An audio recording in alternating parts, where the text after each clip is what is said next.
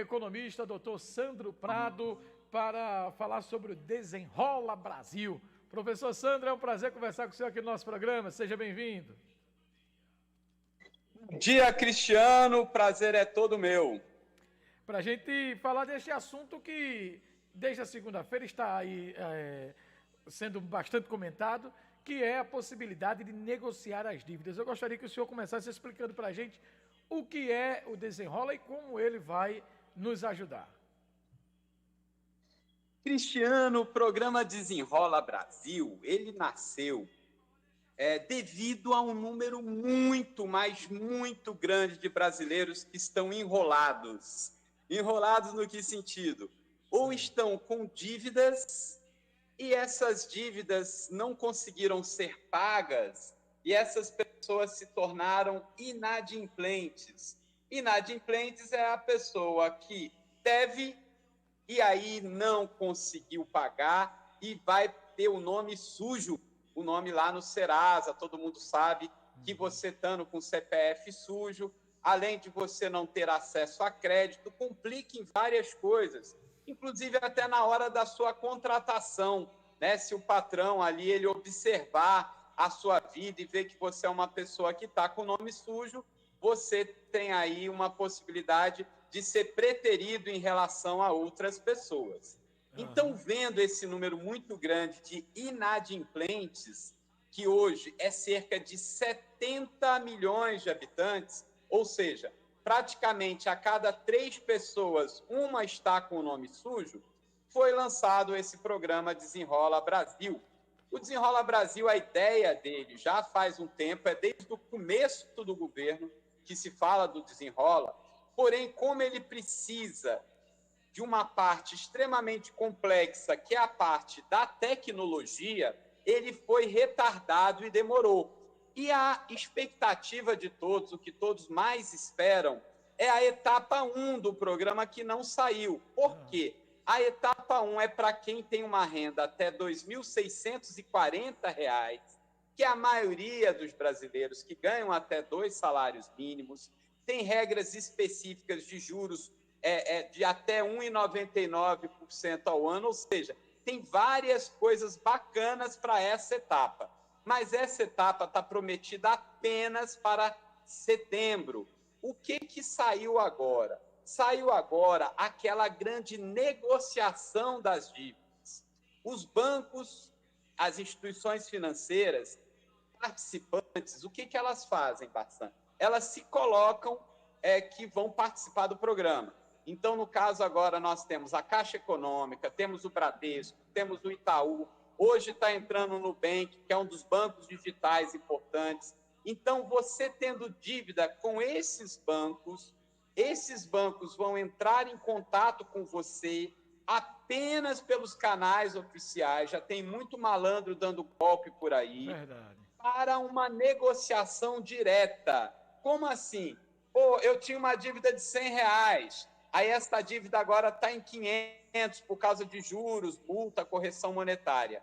O banco tira até 90% desse valor e divide para você pagar em 12 vezes. Então, Bassan, se você está, por exemplo, com uma dívida de 100, a dívida foi para 500, aí você negocia o banco para pagar 180 em 12 vezes, né?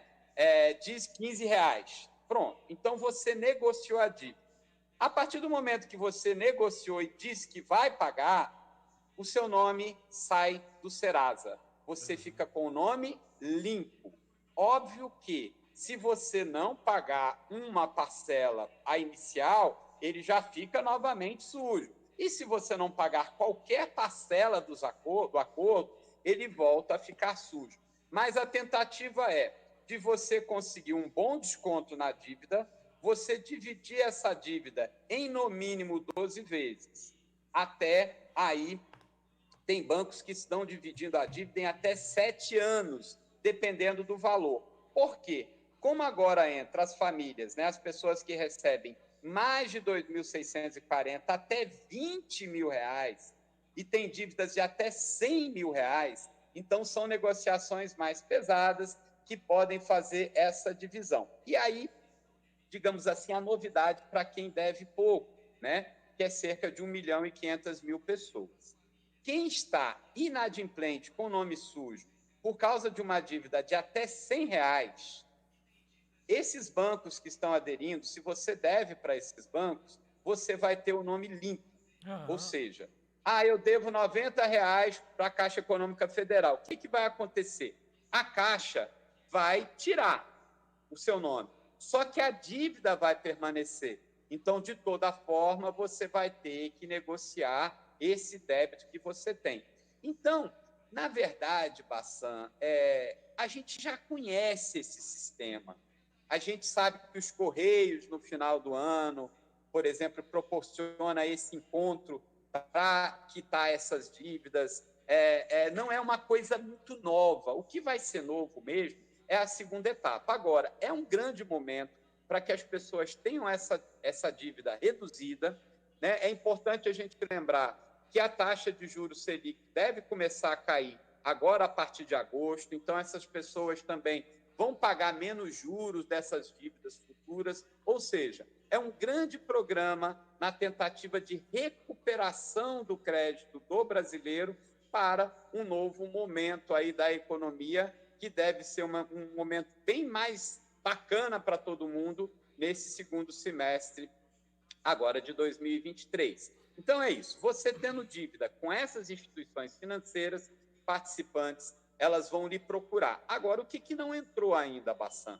Quem tem dívida, por exemplo, com a Compesa, com a CELP, com o varejo, entendeu? Então, ainda são etapas, ou seja, começou o desenrola, mas ainda tem muitas etapas para todas as pessoas aí endividadas tentarem se livrar dessas dívidas. Era justamente essa a nossa próxima pergunta. Neste caso, essa negociação está ativa apenas para as instituições financeiras, os bancos.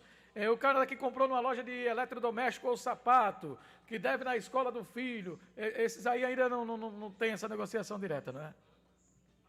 Não, Bassan, ainda não entrou essa negociação mais a miúde, digamos assim, para o varejo, ainda não começou a negociação para as escolas. Agora, quem participa são os grandes bancos. Eles são responsáveis, mais ou menos, Bassan, por 1/3 das dívidas, né? Então, não é todo mundo que só deve aí para banco. Tem muita gente que deve no varejo, que deve nas escolas.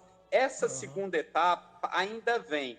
O grande problema que se teve é porque tem que ter um grande sistema com muita tecnologia envolvida, e isso ainda que tem uma certa morosidade. Sim. Não é a vontade do governo de fazer, mas, na verdade, são as empresas de tecnologia que ainda não conseguiram que todas essas escolas, todos esses comércios conseguissem se cadastrar para negociar diretamente aí com as pessoas. E como essas dívidas de escola, de varejo, basicamente dessas pessoas que ganham até 2.640, eles vêm nessa etapa prometida para setembro. Por isso que o governo antecipou. Ele antecipou uma etapa que não precisa de todo esse aparato tecnológico, já que o banco para qual você é devedor, ele vai entrar em contato diretamente com você. Então, é o início apenas, né? Algumas pessoas que estão nesse padrão de renda superior a 2.640 até R$10.000, até 20 mil, e que tem dívidas de até R$100.000, é o momento de negociar. As pessoas que ainda têm um salário menor, a dívida é menor, que vão entrar no projeto dos juros máximos de 1,99, então ainda não é o momento dessa negociação.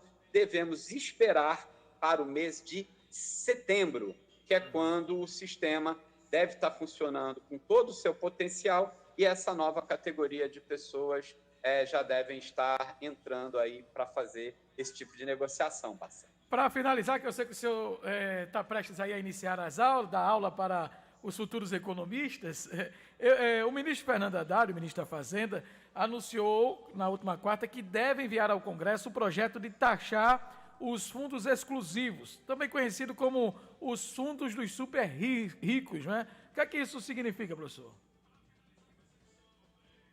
Hassan, isso é uma coisa que assim, é muito óbvia, que é algo que já deveria ter sido feito há muito tempo. Na verdade, o Congresso Nacional ele tem que votar essa medida provisória. Até no governo Temer já teve uma tentativa dessa taxação. É basicamente o seguinte: eu, você, todo mundo que está ouvindo, a gente aplica em fundos. Mas esse não é um fundo exclusivo. Existem, por exemplo, 50, 100, 1.000 pessoas num fundo, a gente compra uma cota. Nós que compramos cota desses fundos de investimento e investimos, somos taxados. Agora, essas pessoas que fazem um fundo exclusivo, porque tem muito dinheiro e faz essa aplicação, não são taxadas. Então, assim, é injusto para a população que essas pessoas também não sejam taxadas igual a gente, porque se a gente que ganha menos, a gente que tem um dinheirinho para economizar, para investir, tem essa taxação, por que essas pessoas que ganham muito não são taxadas? Já que essa taxa é justamente destinada para a educação, para a saúde, enfim, para políticas públicas. E como o governo agora está num momento de austeridade fiscal e está precisando de dinheiro, né? Então, é muito mais fácil a gente conseguir taxar pessoas que não são taxadas e que deveriam, do que aumentar o tributo das pessoas mais pobres, das pessoas que já não podem ser mais taxadas, que, na verdade, deveriam diminuir, né, o pagamento de impostos, de taxas e contribuições. Muito bem. Professor Sandro Prado, grande economista, obrigado pela participação conosco. Até a próxima. Bom dia de trabalho para o senhor, viu? Eu que agradeço, Cristiano. Foi um prazer estar com você e com todos os seus ouvintes. Tenha um excelente final de semana. Conversamos com o economista Sandro Prado.